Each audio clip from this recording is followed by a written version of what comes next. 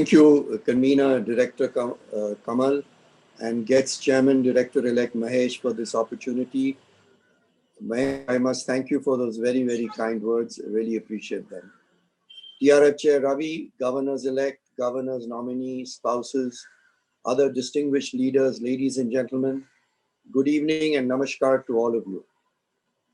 Your year as DG will be a year that you will cherish because your leadership will make a difference to your district, your clubs, and the communities that you serve.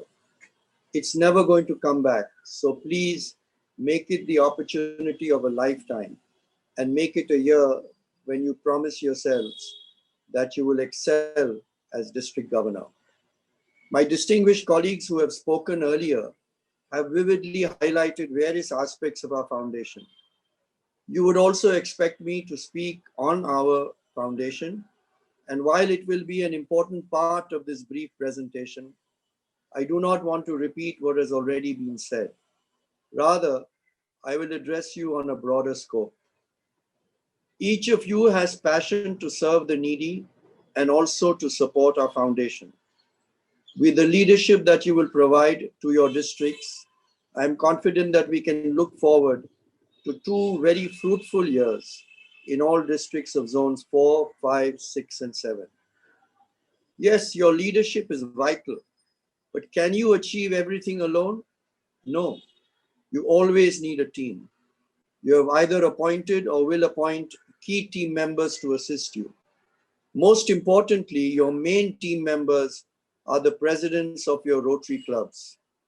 My friends, year after year, always, the DG builds a strong bond with his or her presidents.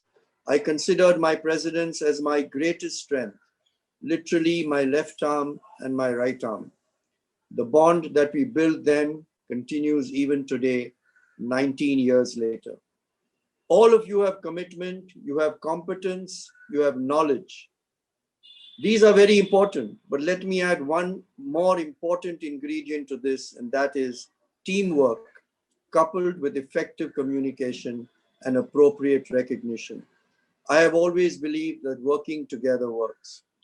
Professor Nitin Noria, Dean of the Harvard Business School, speaks of communication being the real work of leadership. Let me share a true story that highlights the importance of teamwork, communication, and recognition. Steve Wynn is the owner of Wynn Casinos and Resorts in Las Vegas. A very rich man. He took his family a couple of years ago to Paris, and he stayed in one of Paris's finest hotels, the Four Seasons. And of course, they stayed in a suite, a very beautiful suite. The first morning, they ordered breakfast in the room, and his daughter ordered a French croissant. Now, if you've had a French croissant, you know that it's rich, buttery, hot, and fairly heavy. It's difficult to get through in one go. And the daughter couldn't finish it. So she left part of it on her plate, thinking and saying that she would have the rest when they returned from their tour of Paris, which they were going for that morning. When they came back, the croissant was gone. And Stephen was rather disturbed because the way the croissant was kept, it was clearly indicative that they would have it, she would eat.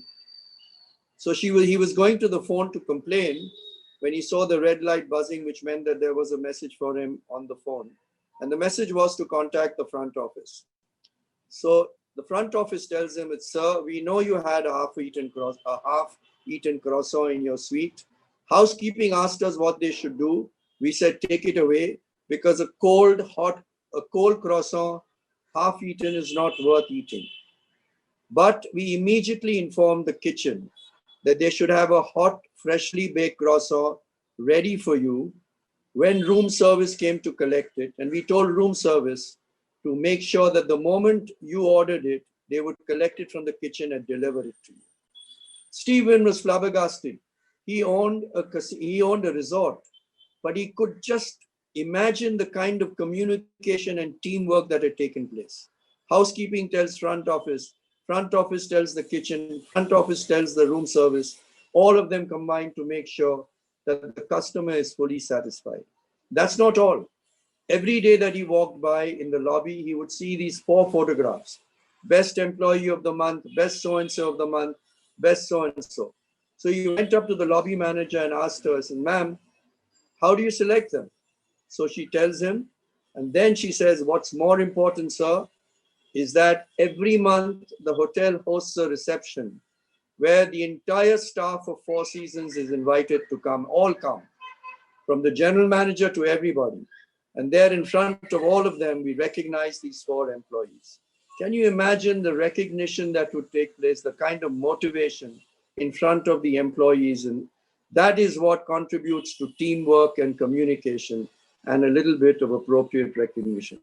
So my first advice to you is for you to excel is to be inclusive leaders.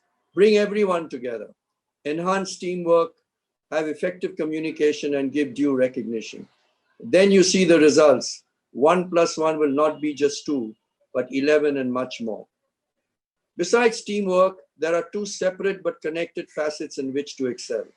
The first are activities you need to concentrate on in the district itself, building effective clubs with fellowship, membership, service projects, and of course, the Rotary Foundation. And the second are qualities of character that leaders must have. While both facets are important, in my humble opinion, my friends, qualities of character are critical. So let's briefly talk of each. The essence of Rotary is fellowship and service. Look around your district. You will see that the most effective clubs are those that have good fellowship with worthy service projects.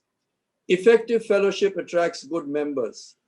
Much will be said in the oncoming sessions about fellowship and membership, so I will not elaborate.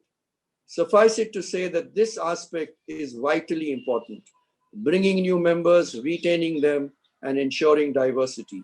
More members means more hands for service and more contributions to the Rotary Foundation.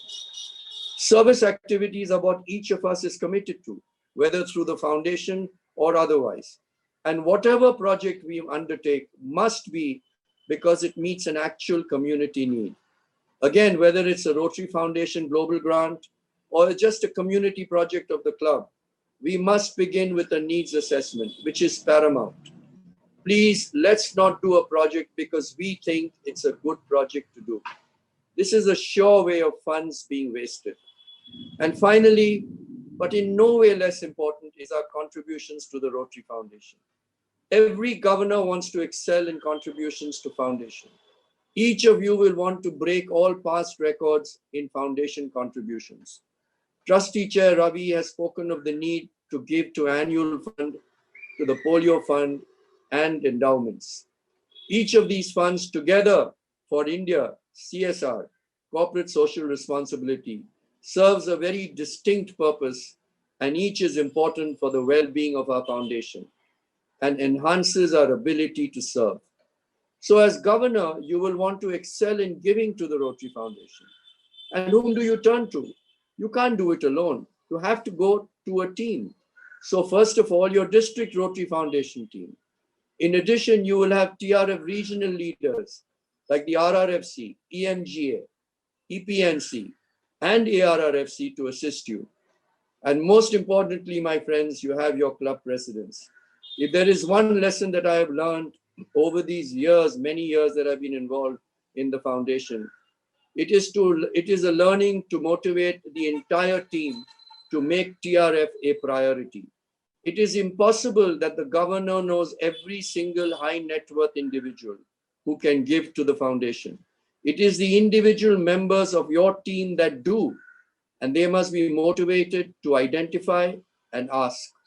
My friends, for our foundation to continue to do good in the world, it needs your contribution. I must repeat what Director Bharat said, as Anne Frank put it so beautifully, no one has ever become poor by giving. It is in giving to others that we really give a gift to ourselves.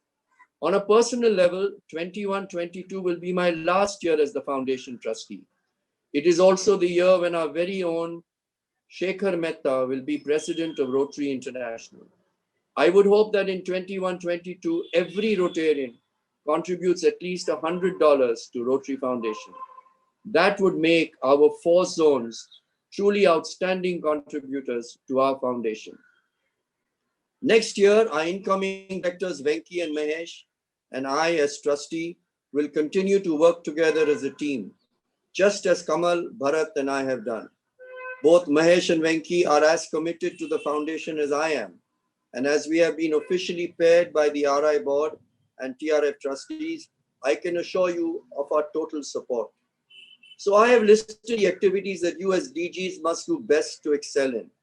Build effective clubs with fellowship, membership, service projects, and contributions to the Rotary Foundation. But what about the personal facets and qualities of character that a leader must have to be recognized as a trustworthy and reliable leader? I can tell you with confidence that if you imbibe the traits that I will share with you, your team, including your club presidents, will rally around you in a way that you cannot imagine. So let me share the 7 qualities of character that I consider to be vital. First is you lead by personal example. You are a man of your word. You don't let your team down. You do not just talk the talk, but you walk the talk. You do what you say and say what you do. So first, personal example. Second, collaboration. Let's not talk of my goals. Let's not talk of your goals.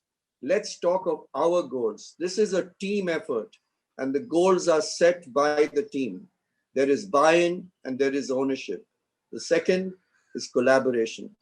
The third is humility. It's so important in the context of inflated egos and arrogant behavior. And the funny thing is that this is not a quality that one can speak of oneself. I cannot say to the world that I am humble. That itself reeks of arrogance. It is for your colleagues to decide whether you are humble or otherwise. So the third quality is humility. The fourth is empathy. A leader must feel with the team member, not sympathy, which is so different from empathy. When you empathize, you are literally putting yourself in the shoes of your colleague. So fourth is empathy. Fifth is listening. Leaders must talk less and listen more. If you learn to really listen, you will have succeeded in making your members feel important, and they will begin to share more and more with you. So the fifth is listening. The sixth is inclusiveness. Don't leave anyone out. Every member is part of the team. Make sure you put that into practice. Be inclusive, be all embracing. Sixth is inclusive. And finally, but to me, the most important part, the trait of character, is leaders must have the highest level of ethics, integrity, and stewardship. Take away these critical qualities and all else is of no value. My friends, we have a 4-way test. Let's follow it. Warren Buffett gives advice on money matters, but he also gives advice in looking for qualities in people when you hire them. And he says, look for 3 qualities: integrity, intelligence, and energy. And then he goes on to say that if they don't have integrity, don't hire them because the other 2 will kill you. My friends, I have shared my views of being not only a successful DG, contributing to the foundation, but importantly, a human being of sterling character. Together, these will make you an outstanding leader who will surely excel. Thank you for listening. I offer you my total support in your year as governor, a year in your Rotary life that you will always remember and cherish. Good luck and best wishes for a healthy, fruitful, peaceful, and happy new year. Thank you.